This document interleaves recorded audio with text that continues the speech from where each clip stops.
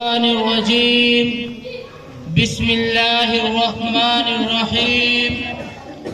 لقد كان لكم في رسول الله أسوة حسنة. صدق الله العلي العظيم. رولاتا ہے تیرا نظارہ ہندوستان مجھ کو، یہ عبرت خیز ہے تیرا فسانہ سب فسانوں میں، چھپا کر آستی میں بجلیاں رکھی ہے گر تو نے، انادل باغ کے غافل نہ بیٹھے آشیانوں میں، یہ خاموشی کہاں تک لذت فریاد پیدا کر، زمین پر تو ہو اور تیری صدا ہو آسمانوں میں، نہ سمجھو گے تو مٹ جاؤ گے ہندوستان والو، تمہاری داستان تک بھی نہ ہوگی داستانوں میں۔ میرے محترم بزرگوں اور دوستوں، اللہ تبارک و تعالیٰ کا احسان ہے کہ اللہ تبارک و تعالیٰ نے آج ہم کو یہ مبارک رات عطا فرمائی۔ اللہ تبارک و تعالیٰ آج کی رات، اللہ تبارک و تعالیٰ آج کی رات خود آسمان دنیا کی طرف آتے ہیں اور اپنے بندوں سے اظہار کرتے ہیں کہ ہے کوئی میرا بندہ جو مجھ سے آ کر اپنے گناہوں کی معافی مانگے، ہے کوئی میرا بندہ جو مجھ سے آ کر اپنے گناہوں کی معافی مانگے، اور میں اس کے لیے تیار ہوں۔ خود وہ اللہ تبارک و تعالی جس نے اس دنیا کو بنایا ہے، جس نے اس زمین و آسمان کو پیدا کیا، وہ اللہ تبارک و تعالی خود آسمان دنیا کی طرف آتے ہیں اور اعلان کرتے ہیں، اے نوجوان، کوئی بوڑھا ہو یا نوجوان، کوئی عورت ہو یا مرد، اگر کوئی اپنے گناہوں کی معافی مانگنا چاہتی ہو یا مانگنا چاہتا ہو، وہ میرے دربار میں آئے اور گناہوں کی معافی مانگے۔ میرے محترم بزرگ اور دوستو، میں نے آپ حضرات کے سامنے قرآن کریم کی ایک آیت تلاوت کی جس کا ترجمہ یہ ہے، تمہارے لیے رسول اللہ صلی اللہ علیہ وسلم کی زندگی ایک نمونہ ہے۔ ایک موقع پر آپ علیہ السلام نے جب دیکھا کہ قریش مکہ کو جب اپنی طرف آتے ہوئے دیکھا تو آپ علیہ السلام نے مدینے کے صحابہ کو، انصار صحابہ کو بلایا اور اکٹھا کیا، اور اکٹھا کر کر انصار صحابہ سے مشورہ لیا اور یہ پوچھا، اے صحابہ کی جماعت، اے صحابہ، آج قریش مکہ ہماری طرف چلے آ رہے ہیں، آج ہماری طرف آ رہے ہیں، میں تم سے مشورہ لینا چاہتا ہوں، مجھ کو مشورہ دے دیجئے۔ حضرت عمر اور حضرت ابو بکر رضی اللہ تعالی عنہ کھڑے ہوئے، اور اسی طریقے سے حضرت مقداد بن اسود رضی اللہ تعالی عنہ کھڑے ہوئے اور فرمایا، اے اللہ کے نبی سرکار دو جہاں صلی اللہ علیہ وسلم، ہم موسیٰ اور موسیٰ کی قوم کی طرح آپ کو یہ نہیں کہیں گے کہ آپ اور آپ کا پروردگار جا کر لڑو، بلکہ ہم آپ کو یہ کہیں گے، اذهب انت وربک فقاتلا انا ہاہنا قاعدون۔ ہم آپ کو یہ کہیں گے، اے اللہ، آپ اور اللہ جا کر ان سے لڑو، اور ہم آپ کو بنی اسرائیل کے خلاف یہ کہیں گے، ہم آپ کے ساتھ چلیں گے، آپ کے قدموں سے قدم ملا کر چلیں گے، اگر کوئی ہمارے سامنے آئے گا تو اس کو مٹا دیا جائے گا، اگر کوئی ہم سے لڑنے آئے گا تو ہم اسے نہیں چھوڑیں گے۔ یہ حضرت مقداد بن اسود رضی اللہ تعالی عنہ کی زبان سے نکلے ہوئے الفاظ تھے۔ اسی طریقے طریقے سے چلتے ہیں۔ مدینے کی سرزمین پر حضرت مقداد بن اسود یہ کہتے ہیں اور اللہ کے نبی سرکار دو جہاں صلی اللہ علیہ وسلم کے چہرے پر ایک خوشی سی ظاہر ہو جاتی ہے اور اللہ کے نبی صحابہ کی طرف دیکھتے ہیں اور دیکھتے رہ جاتے ہیں اور دیکھتے ہیں۔ اے صحابہ کی جماعت، اے صحابہ کی جماعت، آپ نے مجھ کو یہ بتایا ہے، اگر میں آپ کو یہ بتاؤں، اگر میں آپ کو یہ حکم دوں اور یہ بتاتا چلوں، یا آپ علیہ الصلوۃ والسلام کے الفاظ تھے۔ حضرت قتادہ رضی اللہ تعالی عنہ فرماتے ہیں کہ ایک موقع پر آپ علیہ الصلوۃ والسلام کچھ قریش مکہ سے لڑ رہے تھے۔ حضرت قتادہ رضی اللہ تعالی عنہ اپنے ترکش تیر کو نکال کر آپ علیہ الصلوۃ والسلام میں سامنے آ کر کھڑے ہو گئے اور یہ کہنے لگے، اے قریش مکہ، اگر تمہارے اندر اتنی طاقت و قوت ہے، اگر آپ ہم سے مقابلہ کرنا چاہتے ہو تو آ جاؤ، ہم اللہ کے نبی کے سامنے کھڑے ہوئے ہیں۔ حضرت قتادہ رضی اللہ تعالی عنہ اپنے ترکش تیر کو نکالتے ہیں اور نکالنے کے بعد قریش مکہ سے لڑتے چلے جاتے ہیں۔ آپ علیہ الصلوۃ والسلام آپ کے پیچھے ہے، آپ علیہ الصلوۃ والسلام آپ کے پیچھے ہے۔ حضرت قتادہ نے آپ علیہ الصلوۃ والسلام کو اپنے پیچھے رکھا اور ایک تیر بھی اللہ کے نبی کے لگنے نہیں دیا، اللہ کے نبی کے لگنے نہیں دیا۔ حالانکہ حضرت قتادہ رضی اللہ تعالی عنہ زخمی ہو گئے۔ حضرت قتادہ کی آنکھ میں آ کر ایک تیر لگا اور آپ کی آنکھ زخمی ہو گئی، آپ کی آنکھ زخمی ہوئی، آپ کی آنکھ کی پتلی باہر نکل گئی اور باہر نکلنے کے بعد جب آپ علیہ الصلوۃ والسلام نے دیکھا، آپ رونے لگے، آپ گڑگڑانے لگے، آپ اللہ کے سامنے رونے لگے اور کہنے لگے، اے اللہ، اے میرے مولا، آج میرے قتادہ نے میرے لیے اپنی جان کی بازی کو قربان کر دیا ہے، آج میرے قتادہ نے میرے لیے اپنی جان کو قربان کر دیا ہے، اپنا زخم کھائے، مجھ کو بچایا، اپنا اپنے سینے پر، اپنی آنکھوں پر زخم کھائے لیکن مجھ پر وار نہیں ہونے دیا۔ آپ علیہ الصلوۃ والسلام اللہ تبارک و تعالیٰ سے دعا کر رہے ہیں۔ حضرت قتادہ رضی اللہ تعالیٰ عنہ اپنی آنکھ کی پتلی کو لے کر آپ علیہ الصلوۃ والسلام کے دربار میں حاضر ہوتے ہیں اور آپ کے سامنے اپنی آنکھ کو رکھ دیتے ہیں اور کہتے ہیں، اے اللہ کے نبی، اس کا کیا کرنا ہے؟ آپ علیہ الصلوۃ والسلام فرماتے ہیں، اے قتادہ، آپ کو اللہ تبارک و تعالیٰ آپ کو جنت چاہیے، آپ کو جنت چاہیے۔ حضرت قتادہ کہتے ہیں کہ میری آنکھ کی پتلی کو اسی جگہ پر رکھ دیجئے۔ اللہ کے نبی سرکار دو جہاں صلی اللہ علیہ وسلم اس آنکھ کو اسی جگہ پر رکھ دیتے ہیں اور اللہ تبارک و تعالیٰ سے دعا کرتے ہیں، اے اللہ، قتادہ کو حسن جمیل بنا دینا، اس کو حسن جمال عطا کر دینا، اس کو حسن جمال دے دینا۔ یہ آپ علیہ الصلوۃ والسلام تھے،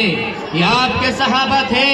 آپ کی محبت اتنی تھی کہ ایک موقع پر آپ علیہ الصلوۃ والسلام مسجد نبوی کے اندر تشریف فرما تھے۔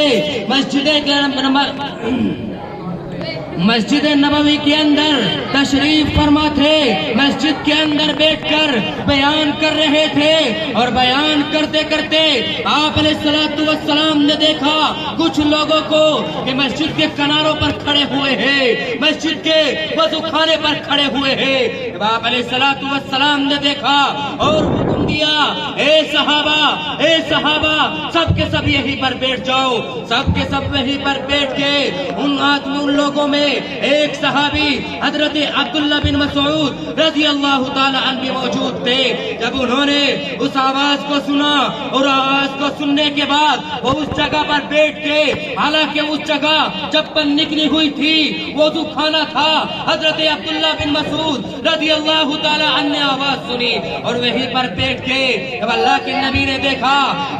نبی نے دیکھا حضرت عبداللہ بن مسعود رضی اللہ تعالی عنہ ایک آواز سنتے ہی وہیں پر آ کر بیٹھ کے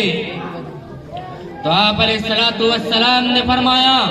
اے عبداللہ، میں نے آپ کو نہیں کہا، میں نے آپ کو اس لیے میں نے آپ کو نہیں کہا کہ آپ وہیں بیٹھ جاؤ، بلکہ میں نے تو لوگوں کو کہا تھا کہ جو کناروں پر کھڑے ہوئے ہیں، جو مسجد کے وضو خانوں پر کھڑے ہوئے ہیں، وہ مسجد کے اندر آ کر بیٹھ جائے، وہ مسجد کے اندر بیٹھ جائے۔ آپ علیہ الصلوۃ والسلام کا یہ سننا تھا، جو صحابہ باہر تھے وہ باہر بیٹھ گئے، یا آپ علیہ الصلوۃ والسلام کے ماننے والے تھے، یا آپ علیہ الصلوۃ والسلام کے اتنے ماننے والے تھے، یا آپ علیہ الصلوۃ والسلام اگر ان کو حکم دیتے کہ آپ کو میدان جنگ میں جانا ہے تو میدان جنگ میں چلے جاتے، اگر آپ ان کو حکم دیتے کہ مجھ کو تمہارے مال کی ضرورت ہے تو مال لا کر اللہ کے نبی کے قدموں میں ڈال دیتے، اگر اللہ کے نبی حکم دیتے کہ مجھ کو تمہاری جان کی ضرورت ہے اپنی جان کو لا کر اللہ کے نبی پر قربان کر دیتے، اگر اللہ کے نبی صحابہ کو یہ کہتے مجھے تمہاری زمینوں کی ضرورت ہے، مجھے تمہارے مالوں کی ضرورت ہے، مجھے تمہارے پیسوں کی ضرورت ہے، مجھے تمہارے ان پیسوں کی ضرورت ہے، آپ علیہ الصلوۃ والسلام کے حکم پر یہ صحابہ اپنی جانوں کو قربان کرنے والے تھے۔ ایک موقع پر حضرت انس بن نضر رضی اللہ تعالی عنہ جنگ احد میں لڑتے لڑتے بہت آگے نکل گئے۔ حضرت انس بن نضر نے نہیں دیکھا کہ میں کہاں چلا جا رہا ہوں، لیکن حضرت انس بن نضر رضی اللہ تعالی عنہ کو پیچھے سے آواز آئی کہ اللہ کے نبی سرکار دو جہاں صلی اللہ علیہ وسلم شہادت کا جام پی چکے ہیں، آپ علیہ الصلوۃ والسلام شہید ہو چکے ہیں۔ جب حضرت انس بن نضر رضی اللہ تعالی عنہ کو یہ پتہ چلا تو حضرت انس بن نضر رضی اللہ تعالی عنہ نے کہا، اے صحابہ کی جماعت، اے صحابہ، اے لوگوں کی جماعت، جس کے لیے ہم لڑ رہے تھے، جس کے لیے ہم اس جان کو قربان کرنے کے لیے تیار تھے، جب وہ اس دنیا کے اندر ہی نہیں رہے، جب وہ شہادت کا جام پی چکے ہیں، جب وہ اللہ کو پیارے ہو چکے ہیں، تو ہمیں اس دنیا کے اندر رہنے کا کوئی حق نہیں ہے۔ حضرت انس بن نضر رضی اللہ تعالی عنہ شیر کی طرح گجرے اور شیر کی طرح دشمنوں پر ٹوٹ پڑے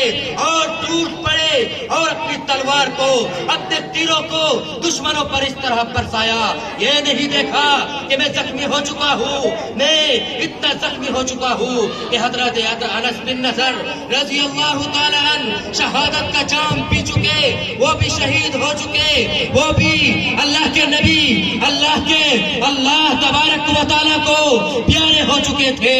آپ علیہ الصلوۃ والسلام شہید نہیں ہوئے تھے۔ جب انہوں نے دیکھا حضرت انس بن نضر رضی اللہ تعالی عنہ شہادت کا جام پی چکے ہیں، ان کی کوئی نشانی نہیں ہے، ان کو تلاش کر رہے ہیں، ان کو تلاش کرتے پھر رہے ہیں۔ جب آپ علیہ الصلوۃ والسلام نے حکم دیا کہ جاؤ اور حضرت انس بن نضر کو جا کر دیکھو وہ کہاں پر ہے، ان کو دیکھ رہے ہیں، حضرت انس بن نضر نہیں مل رہے ہیں۔ جب ان کو دیکھا گیا، ان کی بہن میدان میں آئی اور ان کو دیکھا کہ حضرت انس بن نضر رضی اللہ تعالی عنہ کے 80 زخم تھے، ان کو پہچانا نہیں جا رہا تھا۔ ان کی بہن آئی اور ان کی انگلی سے حضرت انس بن نضر رضی اللہ تعالی عنہ کو پہچانا۔ یا علیہ الصلوۃ والسلام کے صحابہ تھے، یہ وہ صحابہ تھے جو آپ علیہ الصلوۃ والسلام پر قربان ہو جایا کرتے تھے، یہ وہ صحابہ تھے جو آپ علیہ الصلوۃ والسلام کے اشارے پر اپنی جان کو قربان کر دیا کرتے تھے۔ یہی صحابہ تھے جب آپ کے دنیا میں آنے سے پہلے، جب آپ اس دنیا کے اندر نہیں آئے تھے، مدینے کے اندر، مکے کے اندر جہالت تھی، ہر چہار جانب جہالت تھی، اپنی بیویوں کو نہیں سمجھا جاتا تھا، اپنی بیٹیوں کو نہیں سمجھا جاتا تھا، وہ اپنی بیٹیوں کو نہیں دیکھتے تھے یہ ہماری بیٹی ہے ہماری ماں، یہ کسی کو نہیں دیکھتے تھے، سب کو ایک نظر کر دیکھتے تھے۔ آپ علیہ السلام دنیا میں آئے، اللہ تبارک و تعالیٰ کی نظر صحابہ کی اس جماعت پر پڑی، وہ صحابہ جو جنگلوں میں رہتے تھے، اونٹوں کو چرایا کرتے تھے، بکریوں کو چرایا کرتے تھے، جھوپڑیوں میں رہنے والے تھے، وہ صحابہ جو اونٹوں کو چرایا کرتے تھے، وہ صحابہ جو بچھونوں پہ اپنی زندگی گزارا کرتے تھے، جھوپڑیوں میں رہنے والے تھے، ان کے پاس مال نہیں تھا، ان کے پاس دولت نہیں تھی، ان کے پاس پیسہ نہیں تھا، پھر بھی جب اللہ تبارک و تعالیٰ کی نظر اس قوم پر پڑی، اللہ تبارک و تعالیٰ نے کہا اے انصار صحابہ، اے مدینے کے صحابہ، اے مکے کے صحابہ، آپ میرے نبی کی حفاظت کر کے دکھاؤ، آپ میرے نبی کی حفاظت کرو، میں تم کو کیسر اور کسرا کی چابی عطا کر دوں گا، میں تم کو پیٹرول کے کنویں عطا کروں گا، میں تم کو وہ مال و دولت عطا دوں گا، میں تم کو وہ مال عطا کروں گا جو کسی کے پاس نہیں ہے۔ اللہ تبارک و تعالیٰ نے جب صحابہ کو یہ کہا تو صحابہ اکرام نے اپنی ان بدبختیوں کو چھوڑا جو نماز نہیں پڑھا کرتے تھے، جنگلوں میں رہتے تھے، زمانے جاہلیت کی بات ہے، جب اللہ تبارک و تعالیٰ کی نظر صحابہ پر پڑی اور صحابہ اللہ کے نبی کے دیوانے ہو گئے اور اعلان کر دیا اگر کوئی اللہ کے نبی کے مقابلے پر آئے گا تو پہلے ہم سے ٹکرائے گا، اگر کوئی اللہ کے نبی سے لڑنے آئے گا تو پہلے ہمارا کام ہے، بعد میں اللہ کے نبی ہے، پہلے ہم ہیں بعد میں اللہ کے نبی ہے۔ یہ وہ صحابہ ہے جنہوں نے اپنی جان کو قربان کر دیا، نہ اپنے مالوں کو دیکھا، نہ اپنی بیویوں کو دیکھا، نہ اپنے بچوں کو دیکھا، کسی کو نہیں دیکھا۔ حضرت حذیفہ بن یمان رضی اللہ تعالیٰ عنہ فاتح ایران ہیں، ایک مرتبہ شاہ کسریٰ کے محل میں مذاکرات کے لیے گئے اور جانے کے بعد شاہ کسریٰ نے جب حضرت حذیفہ بن یمان رضی اللہ تعالیٰ عنہ اور ان کے ساتھ کچھ صحابہ تھے، ان کے ساتھ ان کے کچھ ساتھی تھے، جب انہوں نے دیکھا اور ان کو کھانے پر بلایا اور کھانے پر بلانے کے بعد ایک نوالا حضرت حذیفہ بن یمان رضی اللہ تعالی عنہ کے ہاتھ سے نیچے گر گیا، اور گرنے کے بعد جو ساتھی حضرت حذیفہ کے ساتھ تھے انہوں نے کہا کہ اس کو نہیں اٹھانا ہے، آپ جانتے ہو آپ کس کے محل میں ہو، آپ جانتے ہو آپ کس کے یہاں ہو۔ وہ شاہ کسریٰ اس وقت سپر پاور طاقت مانی جاتی تھی، اس کے سامنے کوئی بولا نہیں کرتا تھا، اس کے سامنے کوئی زبان نہیں کھولا کرتا تھا، اس کے سامنے کوئی اپنی زبان کو نہیں کھولتا تھا۔ وہ حضرت حذیفہ نے اس نوالے کو اٹھایا اور کھا لیا اور یہ کہا اے صحابہ کی جماعت، اگر مجھے یہ سولی پر لٹکائے گا تو میں سولی پر لٹکنے کے لیے تیار ہوں، اگر مجھے یہ قتل کرے گا تو میں قتل ہونے کے لیے تیار ہوں، لیکن یہ نہیں ہو سکتا کہ میں نبی کی سنت کو چھوڑ دوں۔ یہ صحابہ کی جماعت تھی،